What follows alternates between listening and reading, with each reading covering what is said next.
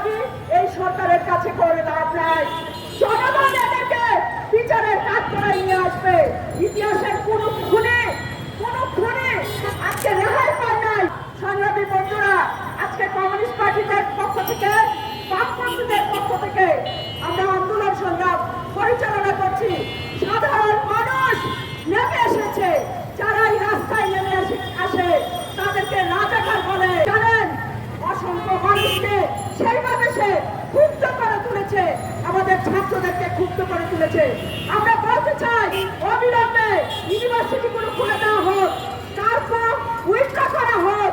আজকে যে পরিস্থিতি দেশে করেছে সেই পরিস্থিতি স্বাভাবিক করুক। তাই জনগণ সবকিছু মোকাবেলার জন্য প্রস্তুত।